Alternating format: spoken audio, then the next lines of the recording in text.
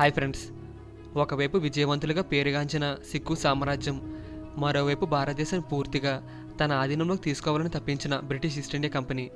1848 సంవత్సరంలో ఈ రెండు శక్తులు మరోసారి తలపడ్డాయి. ఇది కేవలం ఒక యుద్ధం మాత్రమే కాదు, భారత చరిత్రలో ఒక తిరుగుబాటు, ఒక పోరాటం. ఈ యుద్ధం ప్రధానంగా ప్రస్తుత భారతదేశం మరియు పాకిస్తాన్లోని పంజాబ్ ప్రాంతంలో జరిగింది. ఈ రెండో ఆంగ్లో సిక్కు యుద్ధం ఎలా మొదలైంది, ఈ యుద్ధం ఎందుకు పంజాబ్ భవిష్యత్తుని పూర్తిగా మార్చేసిందో ఇప్పుడు చూద్దాం. అయితే ఈ వీడియో కంటిన్యూ చేసే ముందు ఈ వీడియోకి మీ సపోర్ట్గా ఒక చిన్న లైక్ చేయండి. మీ సపోర్ట్ ఉంటే ఇలాంటి వీడియోస్ ఎన్నో మన ఛానల్లో వస్తూ ఉంటాయి. అయితే ఇంకా లేట్ చేయకుండా మన టాపిక్లోకి వెళ్దాం. Second Anglo Sikh war. Second Anglo Sikh war 1848 నుండి 1849 సంవత్సరం వరకు జరిగింది. ఫస్ట్ ఆంగ్లో సిక్కు వార్ గురించి మనం ప్రీవియస్ వీడియోలో తెలుసుకున్నాం. ఆంగ్లో సిక్కు వార్లో ఆంగ్లేయులు అంటే బ్రిటిష్ వారని, సిక్కులు అంటే సిక్కు మతం నమ్మిన ప్రజలని అర్థం. సిక్కు మతం నమ్మిన ప్రజలు తర్వాతి రోజుల్లో తమకంటూ ఒక రాజ్యాన్ని స్థాపించుకున్నారు. అదే సిక్కు రాజ్యం. సిక్కు మతాన్ని గురునానక్ స్థాపించారు. సిక్కు మతం మొదట్లో ఒక మతంగానే మొదలైంది, కానీ అది తర్వాతి రోజుల్లో ఒక రాజ్యంగా అభివృద్ధి చెందింది. గురు నానక్ తర్వాత 9 మంది సిక్కు గురువులు వచ్చారు. సిక్కు గురువులో లాస్ట్ గురువైన గురు గోబింద్ సింగ్కి, అలానే మొఘల్ చక్రవర్తి ఔరంగజేబుకి ఆ కాలంలో చాలా యుద్ధాలు జరిగేవి. ఆ యుద్ధాలు జరుగుతున్న సమయంలో గురు గోబింద్ సింగ్పై కొంతమంది కుట్రల పని చంపేస్తారు. గురు గోబింద్ సింగ్ మరణించిన తర్వాత బండా బహదూర్ సిక్కులు అందరినీ ఒకటిగా చేసి సిక్కు మతానికి రక్షణగా ఉంటాడు. కొన్ని రోజులకి ఇతను కూడా మరణిస్తాడు. ఇతను మరణించిన తర్వాత సిక్కులు కంట్రోల్లో ఉన్న ప్రాంతం 12 పార్ట్స్గా డివైడ్ అవుద్ది. ఆ 12 పార్ట్స్ని మిజిల్స్ అని పిలిచేవారు. ఈ 12 మిజిల్స్లో సుకర్ చకియా కూడా ఒకటి. అయితే సుకర్ చకియా మిజిల్కి తర్వాత రోజుల్లో ఒక కుర్రాడు నాయకుడు అవుతాడు. ఆ కుర్రాడు ఒక రాజ్యాన్ని సృష్టించాడు. అతని పేరు రంజిత్ సింగ్. అతను స్థాపించిన రాజ్యం పేరు సిక్కు రాజ్యం. ఇతను చాలా తెలివైనవాడు. ఇతని తెలివితేటల కారణంగానే ఇతను తర్వాత రోజుల్లో తన చుట్టూ ఉన్న ప్రాంతాలను కూడా తన కంట్రోల్లోకి తెచ్చుకుంటాడు. ఇతను మొత్తం 12 మిజిల్స్ని తన కంట్రోల్లో పెట్టుకుంటాడు. ఇతను తన సైన్యానికి ఫ్రెంచ్ వారితో ట్రైనింగ్ ఇప్పిస్తాడు. ఫ్రెంచ్ వారితో సిక్కు సైన్యానికి మంచి శిక్షణ ఇప్పించి వారిని చాలా బలంగా మారుస్తాడు. అలానే ఇతను తన ప్రజలకి కావాల్సిన అవసరాలు చూసుకుంటూ తన రాజ్యాన్ని గొప్పగా పరిపాలించాడు. కొన్ని రోజులు గడిచిన తర్వాత అంటే 1809 సంవత్సరంలో రంజిత్ సింగ్కి మరియు British east India company governor అయిన లార్డ్ మింటోకి ఒక యుద్ధం జరుగుతుంది. ఈ యుద్ధంలో రంజిత్ సింగ్ ఓడిపోతారు. అప్పుడు బ్రిటిష్ వాళ్ళకి మరియు సిక్కు రాజైన రంజిత్ సింగ్కి ఒక ఒప్పందం జరిగింది.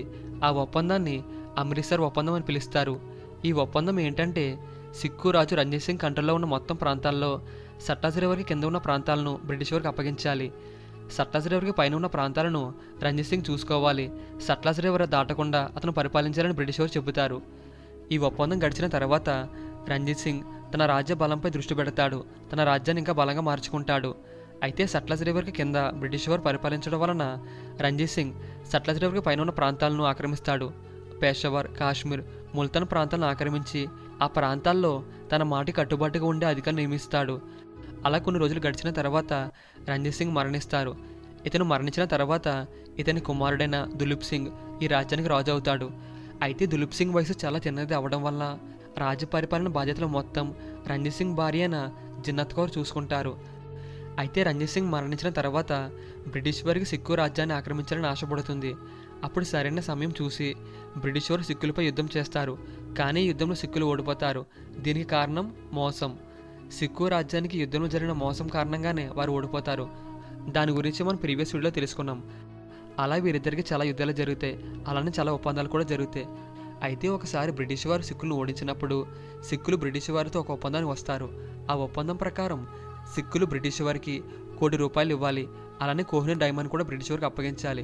కానీ సిక్కులు బ్రిటిష్ వారికి ఇస్తాన్న ₹1,00,00,000 ఇవ్వలేకపోతారు.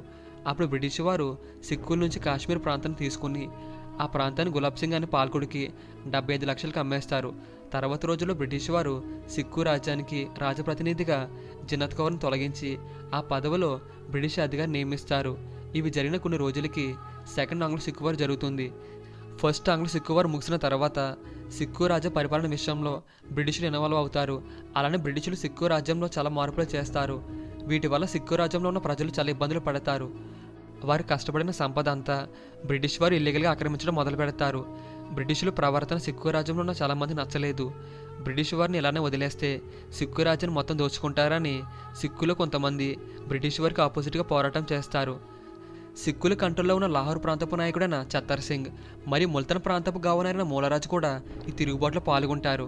అయితే ఆ టైంకి సిక్కు రాజ్యానికి రాజప్రతినిధిగా హెన్రీ లారెన్స్ అనే బ్రిటిష్ అధికారి ఉంటారు. ఇతనికి మరి ముల్తాన్ గవర్నర్ అయిన మూలరాజుకి అసలు పడేది కాదు. మూలరాజు బ్రిటిష్ వారికి ఆపోజిట్గా తిరుగుబాటు చేస్తున్నారన్న విషయం హెన్రీ లారెన్స్కి తెలిసింది. అప్పుడు హెన్రీ లారెన్స్ ముల్తాన్ ప్రాంతానికి గవర్నర్గా ఉన్న మూలరాజుని తీసేసి ఆ ప్లేసులో బ్రిటిష్ అధికారి నియమిస్తాడు.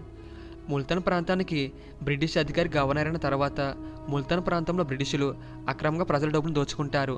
వీరు ముల్తాన్ ప్రజలను చాలా కష్టపెడతారు. బ్రిటిషుల పరిపాలన ముల్తాన్ ప్రాంత ప్రజలకు ఏమాత్రం నచ్చలేదు. అప్పుడు ముల్తాన్ ప్రజలందరూ మూలరాజుతో చేతులు కలిపి బ్రిటిష్ వారికి ఆపోజిట్గా ఉంటారు. బ్రిటిష్ పరిపాలన వల్ల నష్టపోయిన చాలామంది అధికారులు కూడా మూలరాజు చేతులు కలుపుతారు. ఈ తిరుగుబాటు వల్ల ముల్తాన్ ప్రాంతం నుంచి ఇంకా మరి కొన్ని ప్రాంతాల నుంచి కూడా బ్రిటిష్ వారికి ట్యాక్సులు రావు. దీనితో హెన్రీ లారెన్స్ సిక్కులపై ఒక యుద్ధాన్ని ప్రకటిస్తాడు. అలా బ్రిటిష్ వారికి మరి సిక్కు రాజ్యానికి 3 సార్లు యుద్ధాలు జరిగితే ఆ 3 యుద్ధాలను కలిపే సెకండ్ ఆంగ్లో సిక్కు యుద్ధం అని పిలుస్తాం. అయితే మొదటిది రామ్నగర్ యుద్ధం. రామ్నగర్ యుద్ధం 1848 నవంబర్ 22న జరిగింది. ఇది రెండవ ఆంగ్ల సిక్కు యుద్ధంలోని తొలి ప్రధాన యుద్ధం.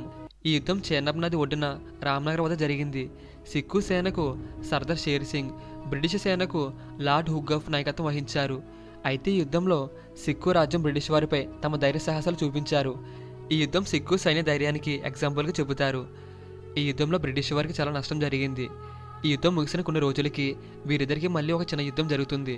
అదే చిలియన్వాలా యుద్ధం. ఈ యుద్ధం రెండవ ఆంగ్ల సిక్కు యుద్ధంలో అత్యంత రక్తపాతం జరిగిన యుద్ధం. చిలియన్వాలా యుద్ధం 1849 జనవరి 30న జరిగింది. ఈ యుద్ధం పంజాబ్ ప్రాంతంలోని చిలియన్వాలా గ్రామం దగ్గర జరిగింది. ఇది ప్రస్తుతం పాకిస్తాన్లో ఉంది. ఆ ప్రాంతం దట్టమైన అడవులతో నిండి ఉండడంతో యుద్ధానికి అనుకూలంగా లేదు. అయినా కూడా బ్రిటిషులు అక్కడే సిక్కు సైన్యంపై దాడి చేయాలని నిర్ణయించుకున్నారు. యుద్ధం ప్రారంభమైన తర్వాత బ్రిటిష్ సైన్యానికి ఇబ్బందులు ఎదురవుతాయి. అడవుల కారణంగా బ్రిటిష్ సైన్యం విడిపోయింది. దీని అవకాశంగా తీసుకున్న సిక్కు సైన్యం అడవులు దాగి అకస్మాత్తుగా దాడులు చేశారు. ఈ యుద్ధంలో బ్రిటిష్ సైన్యంలో చాలామంది చనిపోతారు. అయితే యుద్ధం గడిచిన తర్వాత కొన్ని రోజులకి 3వ యుద్ధం జరుగుతుంది. అదే గుజరాత్ యుద్ధం. గుజరాత్ యుద్ధం రెండవ ఆంగ్ల సిక్కు యుద్ధంలో చివరి యుద్ధంగా నిలిచింది. చిలియన్వాలా యుద్ధం ముగిసిన తర్వాత సిక్కు సైన్యం పూర్తిగా ఓడిపోలేదు. బ్రిటిష్ సైన్యం ఎదురైన నష్టాల వల్ల వారిసారి చాలా జాగ్రత్తగా పక్క ప్లానింగ్తో ముందుకు సాగాలని నిర్ణయించుకున్నారు. అయితే ఈ యుద్ధంలో సిక్కు సైన్యానికి మళ్ళీ సర్దార్ షేర్ సింగ్ నాయకత్వం వహించాడు. అతనితో పాటు అతని తండ్రి చత్తర్ సింగ్ కూడా సిక్కు సైన్యానికి మద్దతు ఉన్నాడు. అయితే మరోవైపు బ్రిటిష్ సైన్యానికి లార్డ్ హుక్కుఫ్ నాయకత్వం వహించాడు. గుజరాత్ యుద్ధం 1849 ఫిబ్రవరి 21న జరిగింది. ఈ యుద్ధం పంజాబ్ ప్రాంతంలోని గుజరాత్ పట్టణం సమీపంలో జరిగింది. ఇది ప్రస్తుతం పాకిస్తాన్లో ఉంది. ఈ యుద్ధంలో బ్రిటిషులు గెలుస్తారు. ఇది రెండవ ఆంగ్ల సిక్కు యుద్ధానికి ముగింపు పలికింది. గుజరాత్ యుద్ధం తర్వాత సర్దార్ షేర్ సింగ్ లొంగిపోయాడు. కొద్ది కాలంలోనే సిక్కు సామ్రాజ్యం పూర్తిగా కూలిపోయింది. గుజరాత్ యుద్ధం వల్ల 1849 సంవత్సరంలో పంజాబ్ ప్రాంతం పూర్తిగా బ్రిటిష్ ఆధీనంలోకి వెళ్ళింది. ఈ విధంగా సిక్కు సామ్రాజ్యం అంతమై బ్రిటిష్ పాలన పంజాబ్లో అధికారికంగా ప్రారంభమైంది. ఈ యుద్ధం తర్వాతే బ్రిటిషులు ఉత్తర భారతదేశంలో తమ ఆధిపత్యాన్ని మరింత బలంగా మార్చుకుంటారు. ఇంక ఇది ఫ్రెండ్స్ ఈరోజు వీడియో. ఈ వీడియో మీకు నచ్చినట్టయితే ఇప్పుడే మన ఛానల్ని సబ్స్క్రైబ్ చేసుకుని బెల్ ఐకాన్ ఆన్లో ఉంచుకోండి. నెక్స్ట్ వీడియోలో మళ్ళీ కలుద్దాం.